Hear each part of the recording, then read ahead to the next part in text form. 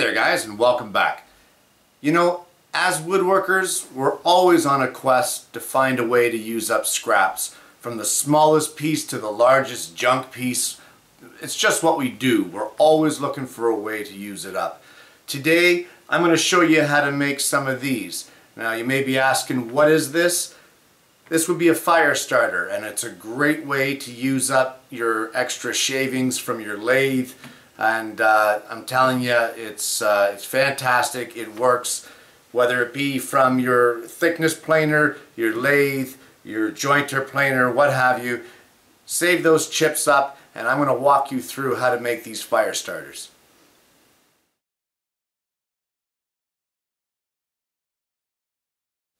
What you're going to need for this project is 1 or 2 empty egg cartons. You're also going to need some wax and, of course, some wood chips.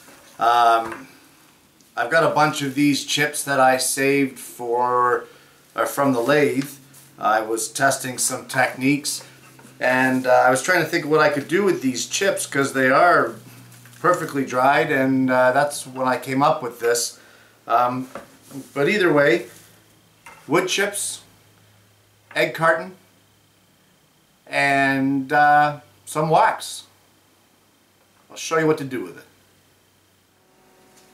So the first step you want to take is you want to take one of these cardboard egg carton halves, and you just want to pack it tightly with the wood shavings that you got from your shop. So I'm going to start with that, and then we'll carry on with the next step.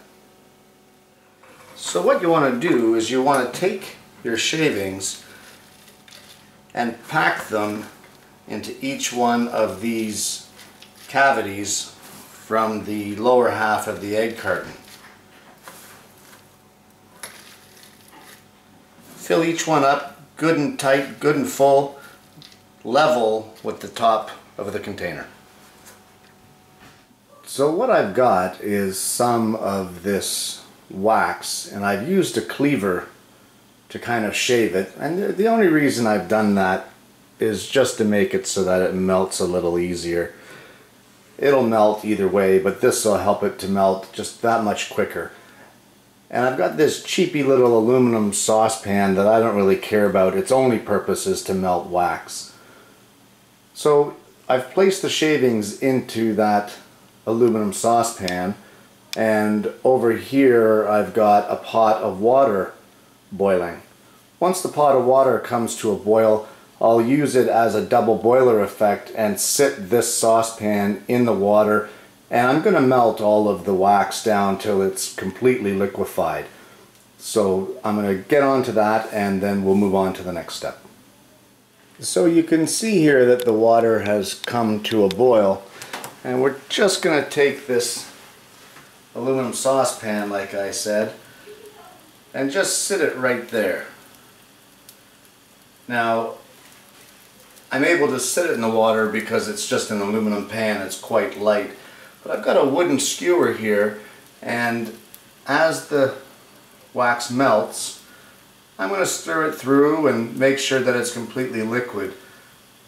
So I'm going to carry on with that, and we'll be back in just a second.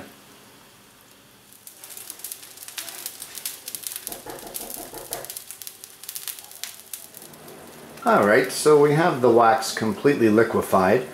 So I'm going to remove it out of the water here, and we're going to take it over and pour it into our packed egg carton.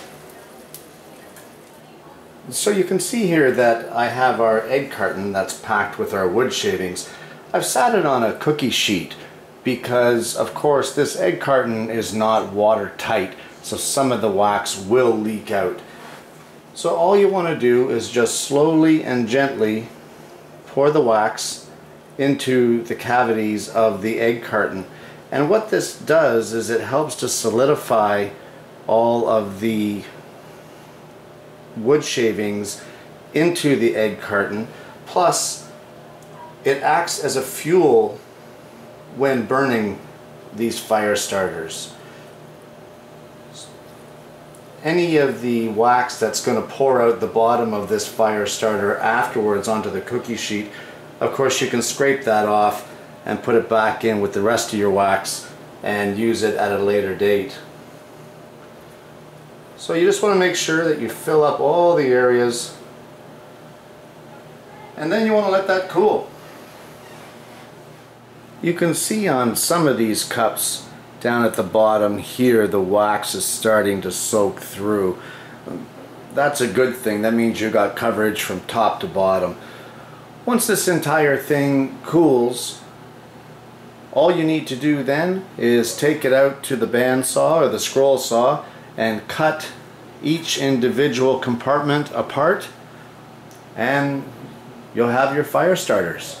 That's all there is to it. The fire starter has cooled, and we've got quite a bit of pooled wax down through the bottom of this area here. I'm not too concerned about that, because once we get these cut apart, we can break off that wax and put it into a bag to save for our next batch of fire starters.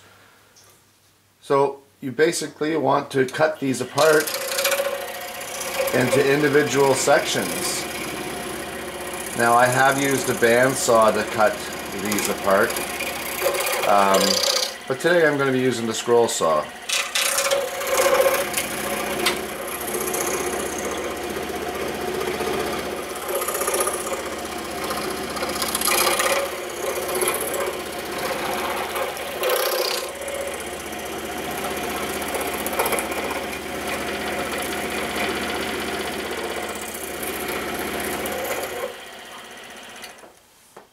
So here we have the fire starters all cut apart, and as I said, you can just take this excess wax and just break it off, and it comes cleanly off, and then I put that into a bag to save for my later fire starters.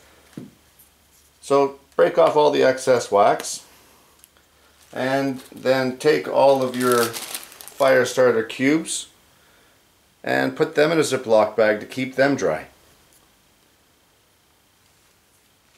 I just want to show you guys how simple these things are to use once you've got them made. What you're looking at here is the inside of my wood stove, and basically you would place one of these fire starters in the stove or in your fire pit or whatever it is you're trying to light. You would put your kindling around it and then build the firewood on top of that, leaving yourself room to get a match in to light it. And all you need to do is just light the four corners.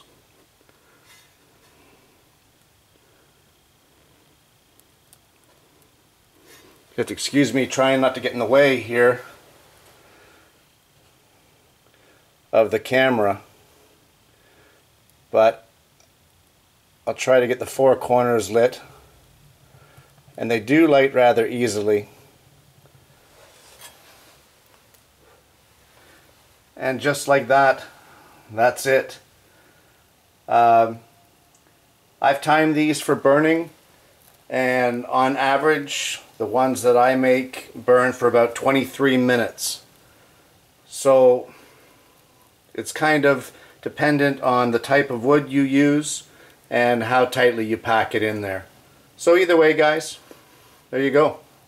Fire starter.